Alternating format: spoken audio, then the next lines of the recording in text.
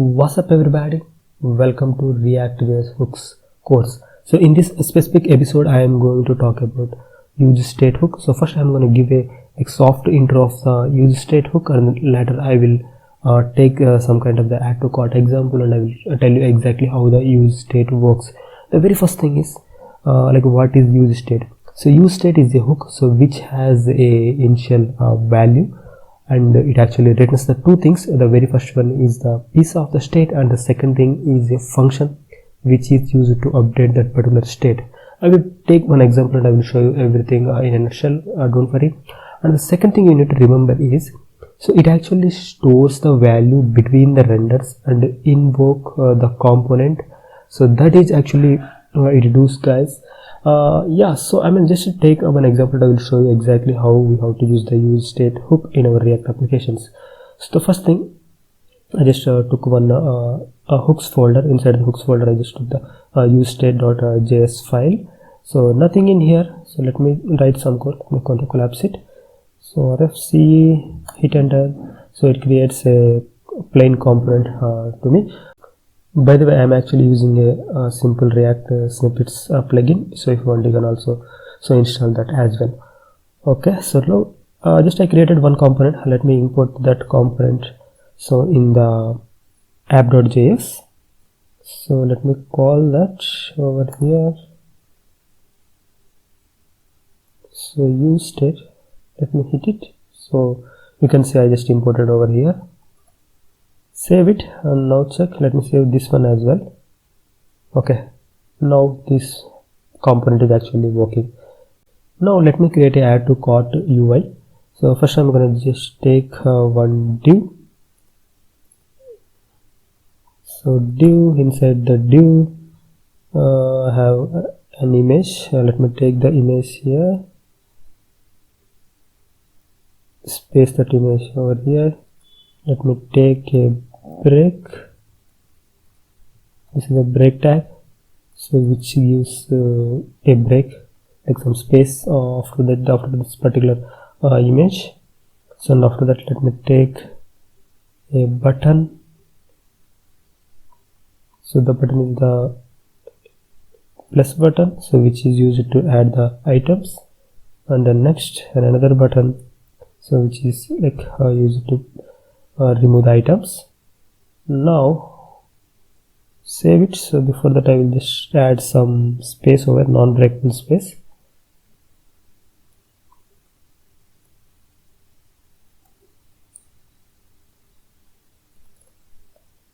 So now you can get the UI like this. Alright, so now I am going to talk about the useState. So I just told you before, useState is one kind of the hook. So we need to just import that useState from the React. So all you need to do, so you just come to over here and just take one comma, and you need to write the useState. So this is actually the hook. So this is actually inside the React. So we are just importing that from the React library. So alright, so now let me create the very first useState. So as I told you before, so useState has one initial value. So just I am giving the initial value over here, and so this useState has an array of elements. So let me grab those elements from the useState. So let me take the const, and so this is actually a destructuring syntax. Here I am just taking one item, so that is the value, and the next thing is the function which is used to update this particular value. Okay, so set item, and after this we just need to write the equal to symbol.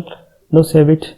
So nothing is coming over here. So let me just try to console this item, what it is actually. So let me explain you, so like 1 second. So what is this actually?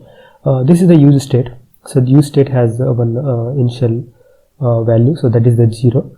So this it is actually returning the two things. The very first thing is the item, so which is storing this value. That means the value of the item is 0 in this case. So if you want to update this 0, so we need to give the updated value, I mean the update value over here. Let's say, so if you give the 10 to this set item, so the value is 10. Okay, so let me show you that how actually it works. I'm going to log it into the console, take the item, save it. Let me open my dev tools here. Now you can see, let me refresh this again. Alright, now you can see the value is 0. So just forget about this error. This is another error, so this is not relevant to the React.js. So now you can see the 0 over here. Okay, so if you just change the value from 0 to 100, 0 to 10, you can see that 10 over here. Okay, so I hope you understand so how we have to use the initial value and just make use of this value item. Okay, so now I will just try to add some functionality, so by using this UI. Okay, so let me add some functionality over here. So just take a on click synthetic react event. So handle add, this is actually a function. We copy that here and just to create a function. So const add handle,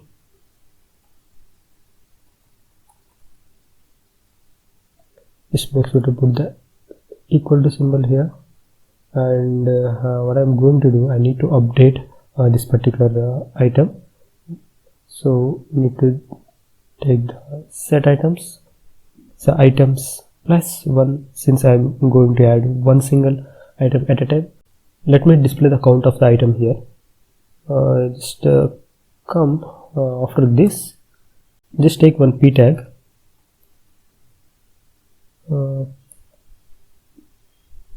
count of items, and here you need to put the items, so which is this item is 10, so right over here. So now you can see the output here, count of the items 10. Let me save it. Now you can see count of the items is being rendered over here. Now let me check is it working or not. Let me click on the add. So of course it is working, so the number is actually changing. So let me write the removing items code as well. So const handle remove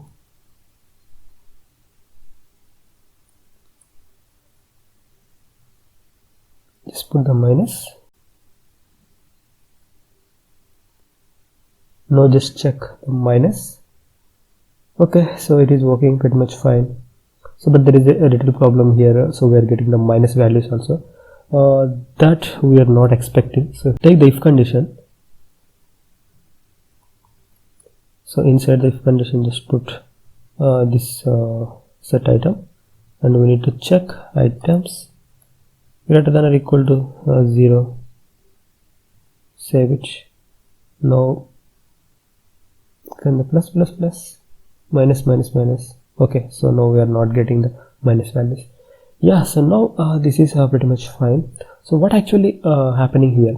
So as you guys can see here, just I took the handle add event here, that means there's a function over here. So if I just click on that particular function, so the set items takes the previous value, and it is actually adding the plus value, and it is updating the DOM. Okay, so the most important thing here we need to remember is, so when we just set any kind of the item, this entire component is actually rendered. So that is the important thing you need to remember. So let me show you that how actually it works. Take the console.log, just write something here.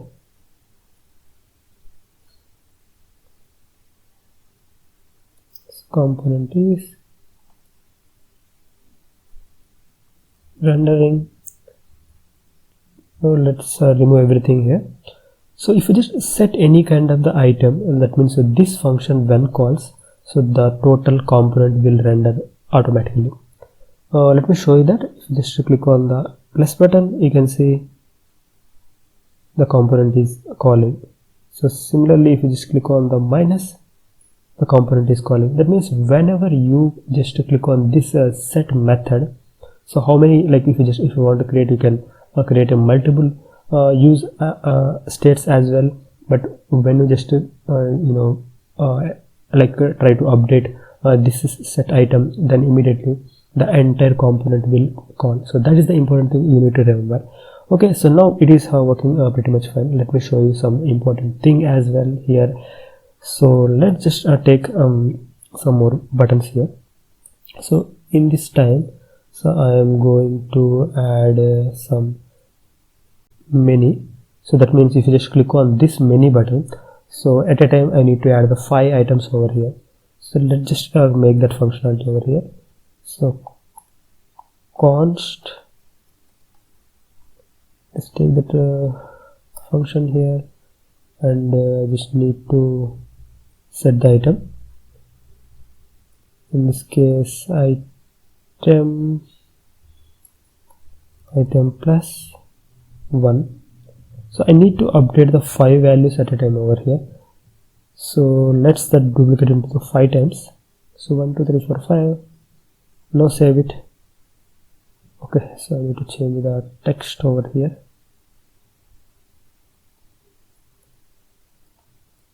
Add 5 items. Save it. Now check it. Okay, so let me remove the console. So now if I just click on, so this add 5 items, so do I add 5 items at a time, or like what happened? So let me go ahead and check. If I just click on the 5 items at a time, so 1 is added, next if I click on 2 is added, so it is adding only one single thing. So it is not actually adding the 5 items at a time. So the reason is the JavaScript is actually the single threaded. That means it is a synchronous code. So it just take the one value over here and just come to here. It actually forgets the previous like line, and just it come to the next line, and just keep forgetting and just take the updated value only. So in this case, it is actually taking the last value only. It is not storing or preserving this like previous values. So that's the reason what I'm actually going to do. I just remove everything over here, and just remove everything over here. Just take another version of the setting this set item. Here you need to use the function version. How to do that? I can take the previous state, just previous state, just copy this previous state, the previous, and here also previous state. So now duplicate it up to 5 times, save it, create everything. If we click on the add 5 items, then let's see like what happened. Now it is working fine. So I highly recommend you always try to use this particular way. So all you need to do, you can just make the this kind of so a function version, just took the arrow function and just paste it over here and add the actual value over here. So that is all you need to do. So make sure, so when you are dealing with the this set state, always try to use this kind of the approach. Okay, so now I am going to add one more button here.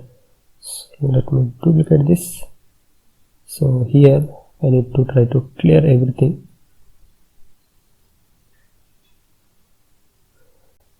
Let me change the function name also, handle clear.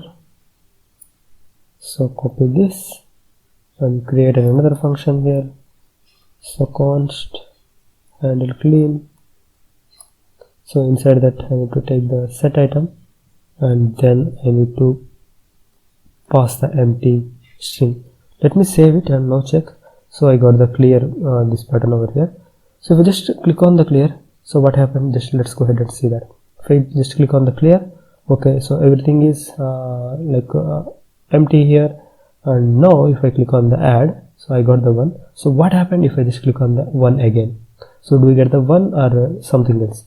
Let me click on the 1. So you got the 11, 111, 4 ones, things like that. So what actually happening here? So as I just told you before, React actually store the value between the renders and invoke the total component. So it actually storing the previous value. So in this case, if you just click on the clear, you can see here the empty string is just positive over here. The React actually takes this particular empty string. If I click on this plus button, the 1 is going to add to that particular string. So that's the reason. So this is that's the reason I'm actually getting the ones over here. So this is actually not a number, so this is actually a string. So how to fix this? Let me go to here and remove this and put the 0, save it. Now if you click on the add button, let me refresh this once again. Okay, let me check now. Just click on the plus, it is working fine. Remove, it is working fine. Clicking add, okay, it is also working fine. Let me clear it. Okay, so it is working pretty much fine. So now I am going to tell a little bit important thing. So that is the lazy state initialization. So what is all about that? Let's say for example today you just come here and add around 10 items over here. Tomorrow we will just come and see the 10 items in this particular card. So from where you are actually getting the data? You are getting the data from the API, from the backend. Okay, so at that time, so you are getting some dynamic data. So let me create some dynamic data. So now how actually works in this use state. So let me take a const and here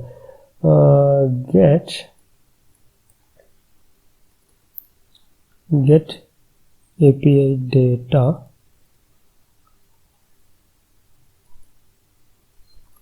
and just return some random number like 100. Just put that like that. Let me remove this parameter, I don't need this, and just call this. So get API data. Now save it. Now you can get the 100. Okay, so now it is working pretty much fine. Is there any problem here? So seems it's not a problem, but there is actually a problem. So let me show you that. Let me write something here. API, so data is available. Just put something like this and save it, and just click on this plus button. So now you can see API data is available. API data is available. It just keep continuing like that. That means, so when you just do anything in this particular like add to cart, so the initial this function is being called every single time. This is actually not the correct way. If you do this kind of the implementation, the application goes to out of the memory. This is not a good practice. You can get a lot of memory leaks, things like that. So that's the reason. So we have another version of the initial state invocation. All you need to do just to take this kind of the anonymous function syntax. Just to take this fat arrow and let me save this, clear everything here, and if you just click on the plus button, at the very first time only it works and the rest of the time it doesn't work. So let me just clear it and refresh the browser once again. As you guys can see here, if I just refresh the browser, at the very first time API data is available, I got this message, so which is coming from this. So this is the very first time this function is called. So let me click on this button. So is this calling once again or not? Let me click on the plus. So it is not calling. Yeah, I hope you understand when you are passing any kind of the dynamic data, just use this kind of the function version of the initial state. Okay, so yeah, so that's pretty much it, guys. In the next video we are going to talk about use effect, so which is the most important and a little bit complex as well. I will see you guys in the next video. If you really like this video, just hit the like button, and if you have any kind of questions, comment below. I will definitely answer you. I hope you enjoyed this video. I will see you guys in the next video.